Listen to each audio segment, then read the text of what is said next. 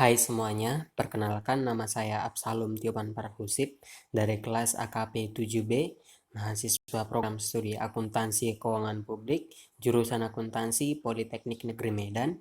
Kali ini saya akan mempresentasikan materi audit internal tentang proses bisnis dan resiko bisnis di bawah dosen pembimbing saya, Ibu Dr. Deliana SE AK MSI CA.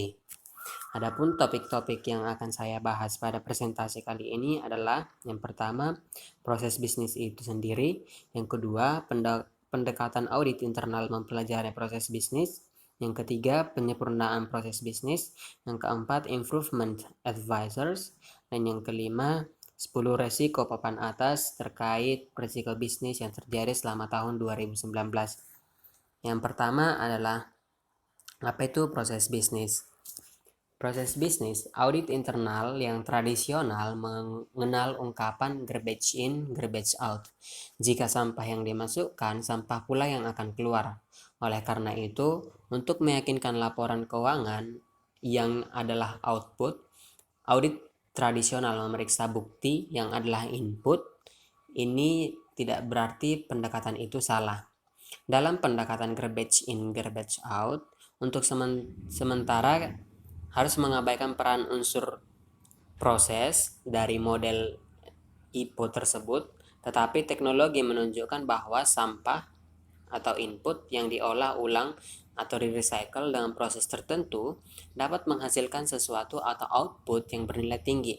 Contoh, pengolahan sampah-sampah yang berasal dari keyword HP atau komputer disebut e-waste yang diolah kembali menjadi emas yang melahirkan ungkapan garbage in, garbage out atau garbage in, gold out. Intinya, audit internal dalam penugasan assurance maupun consulting ingin meningkatkan nilai untuk perusahaan dengan penyempurnaan proses bisnis. Kutipan dari Edward Deming menekankan pentingnya pemahaman mengenai proses. Risiko bisnis sudah sangat dikenal oleh para auditor internal. Risiko yang banyak dianggap sebagai bencana dalam perspektif ada sisi peluangnya atau risk and reward. Itulah yang bersifat dalam kutipan yang disebutkan oleh Edward Deming. Nah, apa itu proses bisnis? Proses bisnis adalah suatu sekumpulan tugas yang saling berhubungan yang berujung pada penyerahan barang atau jasa pada klien.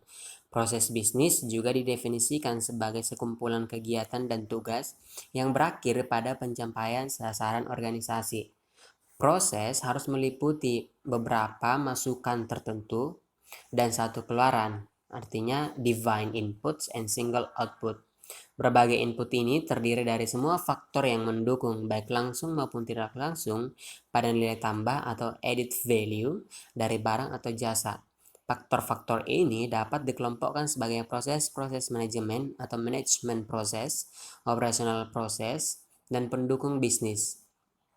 Manajemen proses mengatur bekerjanya sistem operasi tertentu dari suatu organisasi. Operational proses meliputi bisnis inti atau core bisnisnya, sedangkan supporting proses atau proses pendukung seperti SDM dan accounting disediakan untuk mendukung proses bisnis inti. Nah, ada dua pendekatan yang harus ditempuh oleh audit internal dalam mempelajari proses bisnis. Yang pertama, top-down approach atau pendekatan dari atas ke bawah, dan bottom-up approach yaitu pendekatan dari bawah ke atas. Nah, di dalam top-down approach, audit internal memulai pekerjaannya dari tingkat organisasi atau organization level, yakni dari apa yang menjadi tujuan-tujuan organisasi. Kemudian dilanjutkan dengan menentukan proses-proses kunci yang mendukung tercapainya tujuan-tujuan organisasi tersebut.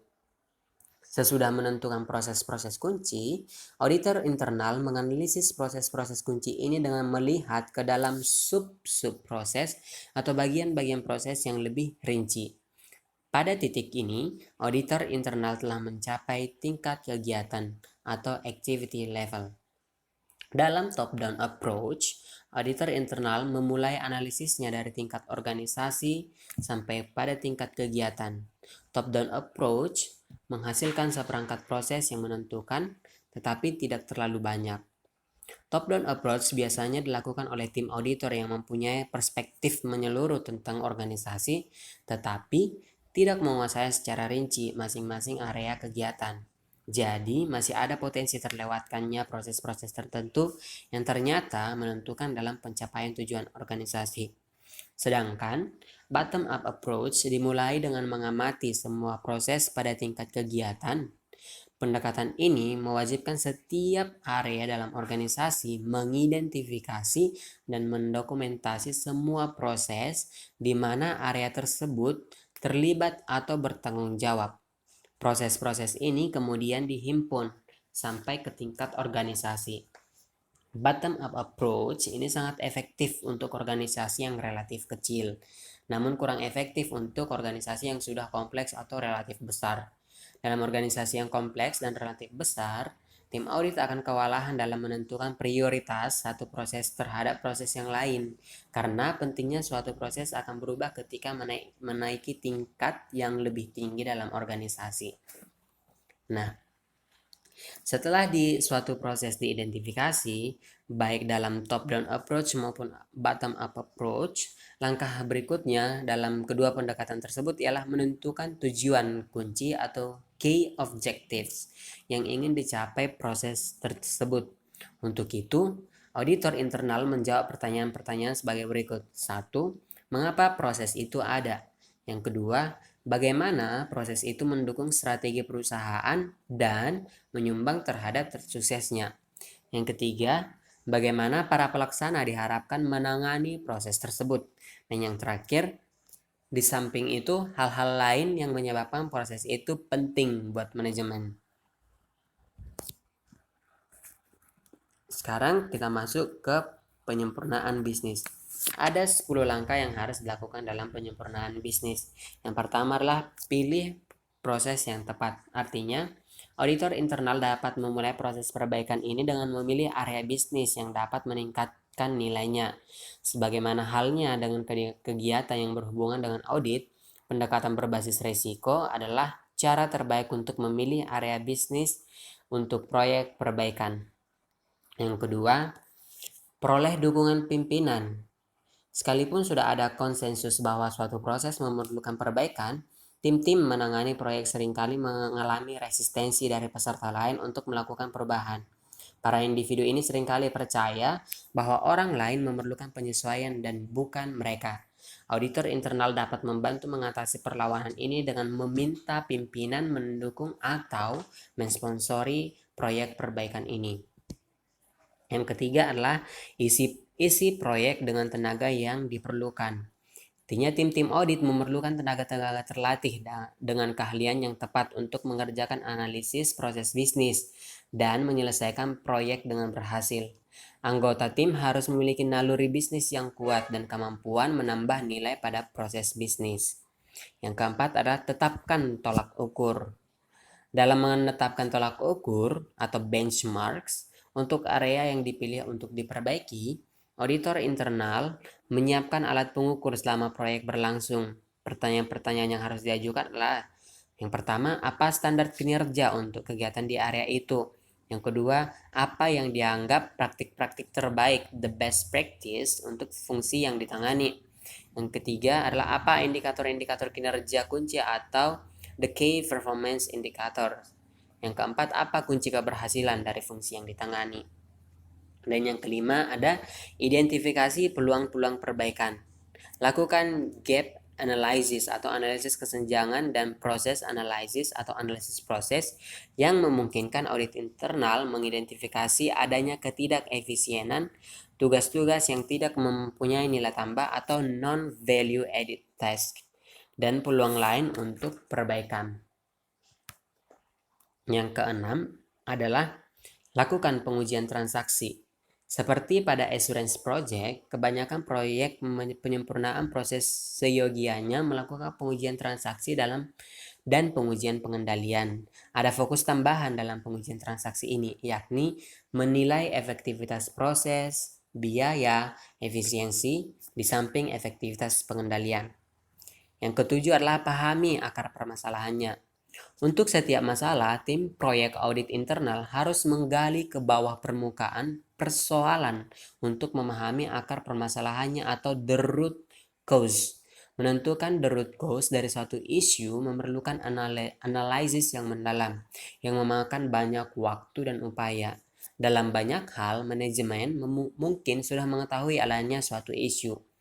Proyek yang berjalan menambah nilai dan memberikan pemecahan akar permasalahannya. Yang ke-8 adalah cari jalan keluar, pecahkan masalahnya. Sesudah tim proyek menentukan apakah masalah-masalah atau issues-nya, langkah berikutnya adalah membuat pemecahan. Beberapa fungsi audit internal mengembangkan sendiri usulan-usulan pemecahan masalah, kemudian menyajikan kepada pemilik proses atau process owner. Dalam proyek-proyek perbaikan atau penyempurnaan proses, praktik yang lebih baik dalam tim audit internal bekerja sama dengan proses owner untuk mendapatkan kesepakatan mengenai analisis akar permasalahan atau root cause analysis dan membuat rencana tindak lanjut bersama dengan proses owner untuk menjawab masalah yang terungkap dalam analisis akar permasalahan. Yang kesembilan adalah ceritakan kisah bisnisnya. Pendekatan terbaik dalam pelaporan proyek-proyek perbaikan proses ialah membuat laporannya tetap ringkas atau singkat dan padat, namun masih menceritakan kisah bisnis. Sebagaimana halnya dengan segala bentuk komunikasi di mana para auditor mengharapkan para eksekutif masih mau membaca. Laporan ini atau Business Process Improvement Report haruslah ringkas. Dan yang terakhir adalah atur dengan baik penyampaian pesannya. Ketika akan menerbitkan laporan proyeknya, auditor internal seyogianya melakukan pertemuan tatap muka dengan para eksekutif yang akan menerima laporan tersebut. Sebaik apapun laporan ditulis, interaksi personal dapat memastikan bahwa pesan dikomunikasikan dengan benar dan akurat. Pertemuan-pertemuan semacam ini juga membuka peluang untuk membangun hubungan yang lebih dekat dengan pemimpin bisnis. Kemudian improvement advisors. Inilah kesimpulan akhir dari pembahasan mengenai penyempurnaan proses bisnis. Auditor internal menjadi penasihat dalam upaya-upaya perbaikan. Mereka menjadi improvement advisors. Sifat independen, keahlian dalam analisis proses, pengetahuan yang mendalam tentang prosedur dan operasi perusahaan merupakan gabungan ideal dari talenta yang diperlukan untuk memberikan jasa berkualitas tinggi untuk menangani penyempurnaan proses bisnis. Nah, kemudian ada 10 risiko papan atas untuk tahun 2019. Yang pertama adalah sistem teknologi informasi yang ada dan sudah usang mungkin tidak dapat memenuhi kinerja yang diharapkan berkenaan dengan mutu, masuknya ke pasar, biaya, dan inovasi maupun dengan para pesaing. Khususnya para pesaing yang dari lahirnya sudah menggunakan berbasis digital. Kemudian ada tantangan-tantangan suksesi dan kemampuan untuk menarik dan mempertahankan karyawan yang pandai dan berbakat dalam pasar, talenta yang ketat, dan akan membatasi pencapaian target-target operasional. Yang ketiga, perubahan-perubahan dalam ketentuan perundang-undangan dan penerapannya yang semakin meningkat sangat mempengaruhi cara-cara barang atau jasa dihasilkan atau dikirimkan. Yang keempat, ada kurang siapnya perusahaan dalam menghadapi ancaman cyber berpotensi signifikan untuk mengganggu kegiatan utama dan atau merusak nama dagang atau goodwill perusahaan. Yang kelima adalah resistensi atau keengganan untuk berubah dapat menghambat kemampuan untuk melakukan penyesuaian-penyesuaian dalam model bisnis dan operasional perusahaan yang sangat penting. Yang keenam adalah kecepatan yang tinggi dari disruptive innovation dan atau teknologi baru dalam industri. Dapat menaklukkan kemampuan bersaing dan atau mengelola risiko dengan baik tanpa membuat perubahan-perubahan signifikan dalam model bisnis. Yang ketujuh adalah mengelola rahasia pribadi, artinya risiko dalam mengelola rahasia pribadi atau identitas dan risiko keamanan informasi mungkin tidak bisa diatasi dengan sumber daya yang cukup. Yang kedelapan, ketidakmampuan memanfaatkan data analytics dan big data atau data besar untuk melaksanakan intelijensi pasar dan meningkatkan produktivitas dan efisiensi mungkin dapat berpengaruh secara signifikan kepada kegiatan-kegiatan utama dan rencana-rencana strategis. Yang kesembilan adalah budaya organisasi tidak cukup mendorong identifikasi pada waktunya dan penonjolan masalah-masalah risiko yang signifikan yang berpotensi mempengaruhi kegiatan-kegiatan utama dan pencapaian tujuan-tujuan strategis secara signifikan. Dan yang terakhir adalah melanjutkan dan mempertahankan kesetiaan pelanggan akan semakin sulit karena perubahan dalam preferensi pelanggan dan atau pergeseran demografis dalam basis pelanggan yang ada.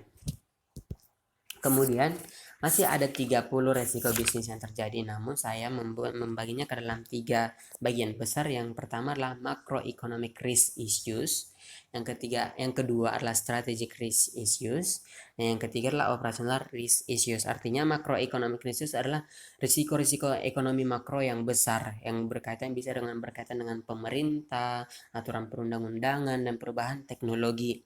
Yang kedua adalah strategic risk issues, artinya risiko-risiko yang mungkin terjadi ketika penerapan strategi yang dilakukan oleh perusahaan.